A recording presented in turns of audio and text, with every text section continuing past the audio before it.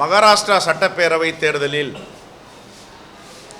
எப்படி அவர்கள் பாஜக கூட்டணி வெற்றி பெற்றிருக்கிறது என்பதை பற்றி தேர்தல் களத்தில் நீண்ட நெடிய காலமாக ஆய்வாளராக இருக்கும் மிஸ்டர் கர்க் அவர்கள் எப்படி ஓட்டுப்பதிவு நடந்தது, முதலில் 5 மணிக்கு வாக்குப்பதிவு முடிந்தவுடன் முதல் புல்லட்டின் எத்தனை சதவீத வாக்குகள், எத்தனை கோடி வாக்குகள் மகாராஷ்டிரா மக்கள் சட்டப்பேரவை தேர்தலுக்கு வாக்களித்திருக்கிறார்கள் என்பதை பொதுவெளியிலே வெளியிட்டார்கள். தேசிய தேர்தல் ஆணையத்துடைய வலைத்தளங்களில் இதை காண முடிந்தது. அதற்கு பிறகு மறுநாள் காலை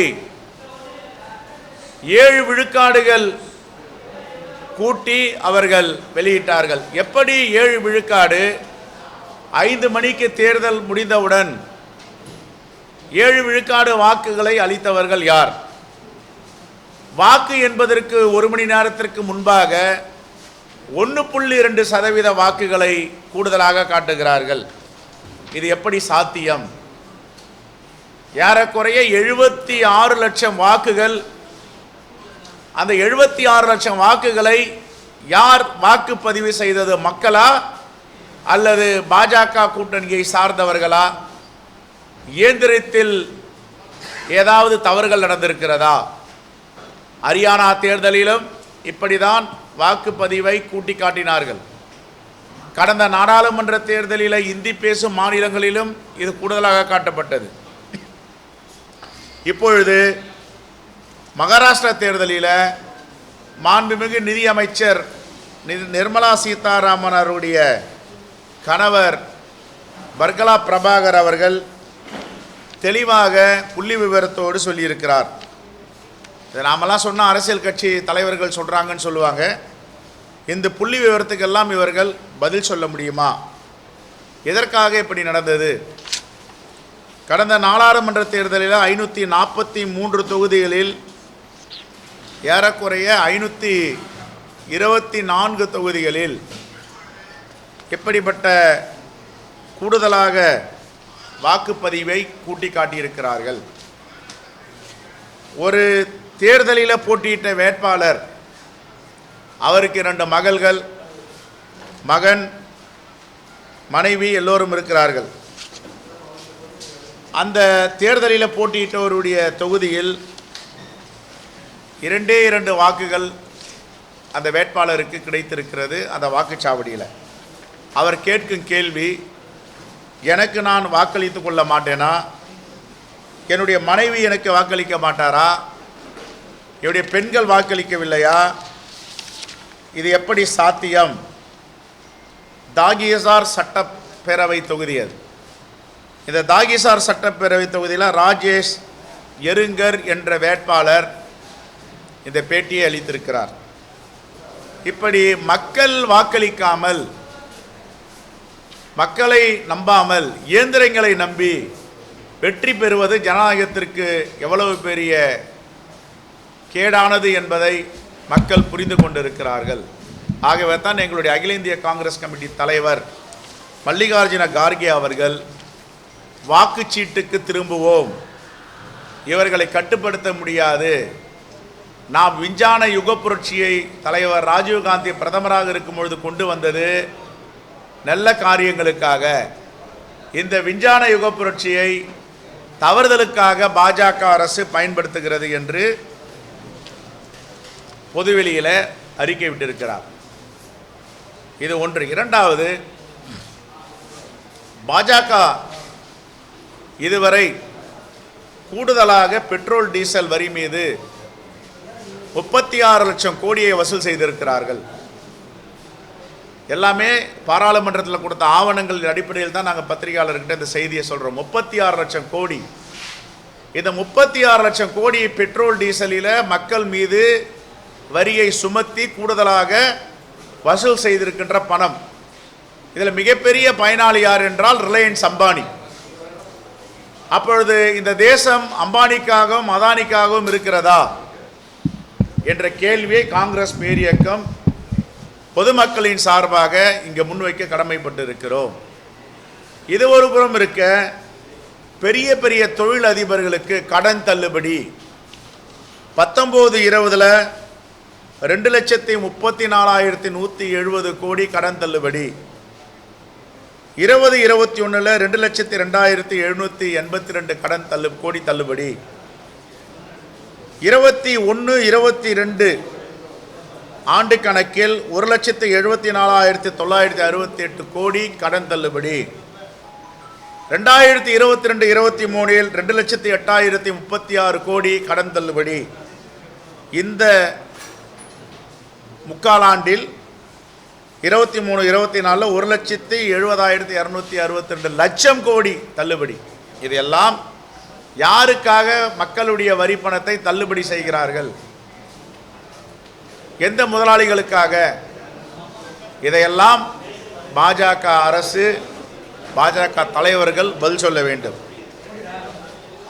அதே போன்று தொடர்ந்து இந்திய அரசியலமைப்பு சட்டத்திற்காக பாடுபட்டு அதை உருவாக்கிய தலைவர்களை தாக்குவது, இது எந்த விதத்தில் சரி? எங்களுடைய அகில இந்திய காங்கிரஸ் கட்சியின் பொதுச் செயலாளர் பிரியங்கா காந்தி அவர்கள் பதவி ஏற்கும் பொழுது இந்திய அரசியலமைப்பு சட்டத்தின் புத்தகத்தை வைத்து பதவியேற்பு நடத்தியிருக்கிறார். எதற்காக என்றால், இந்திய அரசியலமைப்பு சட்டத்தை பாதுகாக்க வேண்டும் என்ற அடிப்படையில். பெட்ரோல் டீசல் விலையில் கூடுதலாக வரியை 36 லட்சம் கோடி வசூல். ஒரு பக்கம் தொழிலதிபர்களுக்கு கடன் தள்ளுபடி, இன்னொரு பக்கம் மகாராஷ்டிரா தேர்தலில் முறையாக நியாயமாக தேர்தல் நடத்தவில்லை. இந்திய தேர்தல் ஆணையத்தின் மேனாள் தலைவர் குரோஷி அவர்கள், நாங்கள் பேலட் பேப்பர் வைத்து தேர்தல் நடத்தும் பொழுது 100% சரியான எண்ணிக்கையையும் 100% சரியான சதவிகிதத்தையும் கொடுத்திருக்கிறோம். ஆனால் இப்போது இயந்திரம் இவிஎம் எலக்ட்ரானிக் ஓட்டிங் மெஷின் இருக்கிறது, இது இன்னும் பிரிசிஷன் என்று சொல்லுவார்கள், துல்லியமாக கொடுக்க வேண்டும். ஆனால் ஏன் இந்த தில்லுமுள்ளு நடக்கிறது என்ற கேள்வியை இந்த தேசத்து மக்கள் முன்னாடி வைத்திருக்கிறார். இதற்கும் பாஜக பதில் சொல்ல வேண்டும். நிறைவாக, நாங்கள் எல்லாம் ஜனநாயகத்தின் மீது நம்பிக்கை வைத்திருக்கிறோம். இந்த தேர்தல் இவிஎம் மிஷன், எலக்ட்ரானிக் ஓட்டிங் மிஷனை எந்த நாட்டில் கண்டுபிடித்தார்களோ அந்த நாட்டிலே இந்த மிஷன் மீது நம்பிக்கை இல்லாமல் கைவிட்டு விட்டிருக்கிறார்கள். உலக நாடுகளில் ஐரோப்பா ஆகட்டும், யுனைடெட் கிங்டம் ஆகட்டும், அமெரிக்கா ஆகட்டும், இந்த இவிஎம் மீது நம்பிக்கை இல்லை. ஆகவே இது வெகுஜன மக்கள் சாலைக்கு வந்து போராடுவதற்கு முன்பாக பாஜக அரசு இனிவரும் காலங்களில் வாக்குச்சீட்டு முறைகளை நடைமுறைப்படுத்த வேண்டும். இலக்கியத்தில், இலக்கணத்தில் 1000 ஆண்டுகளுக்கு முன்பே தமிழ்நாட்டில் உத்தரமேரூர் பகுதியில் குடவோலை வாக்கு சீட்டு முறை இருந்தது. அப்பொழுதே நம்முடைய மூதாதையர்கள் 1000 ஆண்டுகளுக்கு முன்பு குடவோலை வாக்குச்சீட்டை அறிமுகப்படுத்தியிருக்கிறார்கள். அதுதான் நியாயமானது என்று 1000 ஆண்டுகளுக்கு முன்பு தெரிந்திருக்கிறது. அதுதான் உத்தரமேரூர் கல்வெட்டு சொல்லுகிறது. ஆகவே அந்த அடிப்படையில் தமிழ் பேசும், தமிழை பற்றி, திருக்குறளை பற்றி, நீரின்றி அமையாது உலகம் என்பதை பற்றி எல்லாம் பேசுகின்ற பிரதமர் தமிழ்நாட்டு உத்தரமேரூர் கல்வெட்டை பயன்படுத்துவாரா, அதை நடைமுறைப்படுத்துவாரா என்பதை நாம் பொறுத்திருந்து பார்க்க வேண்டும். நிறைவாக, தமிழ் இசை பாடகி இசைவாணி அவர்கள் 5 ஆண்டுகளுக்கு முன்பு ஒரு பாடலை பாடியிருக்கிறார். அது எந்த தெய்வத்தை பற்றியும் அவர் குறை சொல்லி பாடவில்லை. நாங்கள் எல்லாம் சபரிமலைக்கு போயிருக்கிறோம். இறைவனை வழிபடுபவர்கள், ஆர்எஸ்எஸ் இயக்கத்தை சார்ந்தவர்கள் தொடர்ந்து வெளிநாடுகளிலும் இந்தியாவிலும் இருந்து மிரட்டல் விடுகிறார்கள். தமிழக அரசு இதை உள்வாங்கி அந்த பெண்ணுக்கு பாதுகாப்பு கொடுக்க வேண்டும். யார் யாரெல்லாம் மிரட்டுகிறார்களோ, கொலை மிரட்டல் விடுகிறார்களோ அவர்கள் மீது நடவடிக்கை எடுக்க வேண்டும்.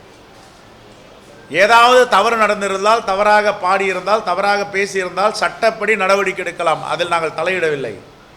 ஆனால் கொலை மிரட்டல் விடுவது எந்த விதத்தில் சரி என்பதுதான் எங்களுடைய கேள்வி. இதை காவல்துறையுடைய கவனத்திற்கும் மாண்புமிகு முதலமைச்சர் அவர்களுடைய கவனத்திற்கும் இதை நாங்கள் கொண்டு வருகிறோம். ரைட், சொல்லுங்கம்மா. எதுமா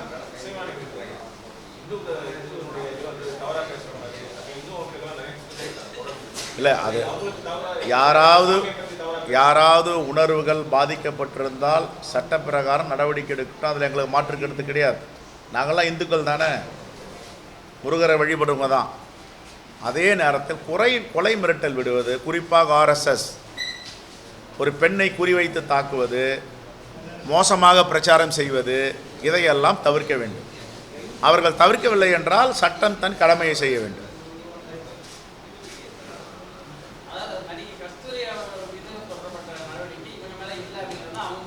ஏங்க, கஸ்தூரி ஒரு சாதியை பற்றியும் ஒரு சமூகத்தை பற்றியும் அவங்க எப்படி வந்தாங்க, எப்படி வாழ்ந்துட்டு இருக்காங்கன்னு பேசினாங்க.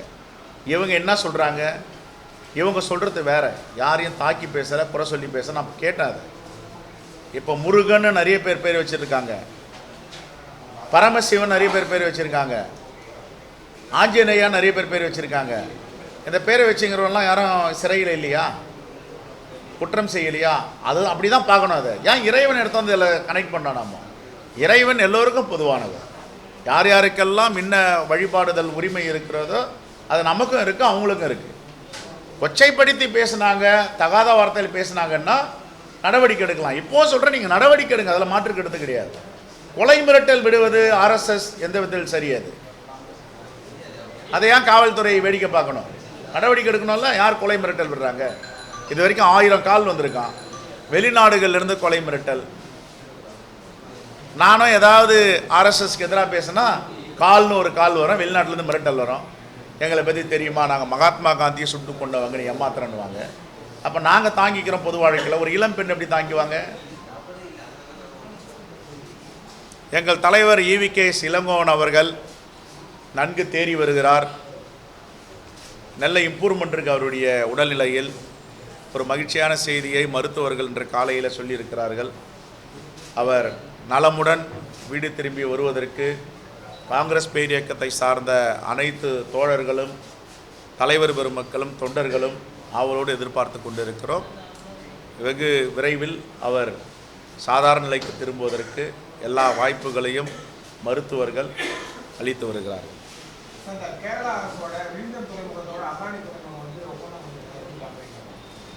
அது நீங்கள் அவங்கள தான் கேட்கணும். இங்கே மாண்புமிகு முதலமைச்சர் பார்த்தாரா பார்க்கலையா தெரியல, உடனே பார்த்தாரா பார்க்கலையா ஒன்று அறிக்கை கொடுன்று கேட்குறவங்க இதை கேட்கணும். யாரெல்லாம் அறிக்கை கேட்குறாங்களோ அவங்க விழிஞம் துறைமுகம் இப்போ பண்ணுறாங்க. 5 ஆண்டுகளாக 6 ஆண்டுகளாக பண்ணிகிட்ருக்காங்க. அங்கே திருநெல்வேலியில் இருக்கிற கல், கன்னியாகுமரியில் இருக்க கருங்கல் எல்லாம் கள்ளத்தனமாக திருட்டுத்தனமாக எடுத்துகிட்டு போகிறாங்கன்ற புகாரும் வந்துட்டுருக்கு.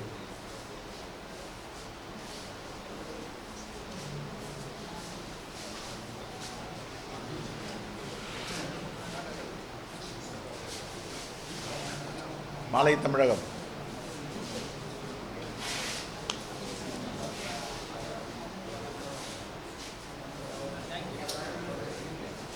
எங்கள் தலைவர் ஈவிகே இளங்கோவன் அவர்களை மாண்புமிகு முதலமைச்சர் அவர்கள் குடும்பத்தாரை தொலைபேசியிலும் நேற்று எங்களையெல்லாம் அழைத்து கொண்டு போய் மருத்துவரிடம் ஆலோசனை செய்து அவருக்கு உரிய மருத்துவ ஏற்பாடுகளை செய்ததற்கு காங்கிரஸ் பேரியக்கம் மாண்புமிகு முதலமைச்சருக்கு மனமார்ந்த நன்றியை தெரிவித்துக் கொள்கிறது. அதே போன்று மார்க்சிஸ்ட் கம்யூனிஸ்ட் கட்சியுடைய செயலாளர் தோழர் பாலகிருஷ்ணன் அவர்கள் மருத்துவமனையில் உடல்நலம் இல்லாமல் இருக்கிறார். காலையில் நாங்கள் எல்லாம் அவரை சந்தித்து விட்டு வந்திருக்கிறோம். அவருடைய மருத்துவமும் சிறப்பான முறையில் அளிக்கப்படுகிறது. அவர் குணமடைந்து மிக விரைவில் மக்களுடைய பணியில் திரும்புவதற்கு எங்களுடைய வாழ்த்துக்களை தெரிவித்துக் கொள்கிறோம். Right, thank you.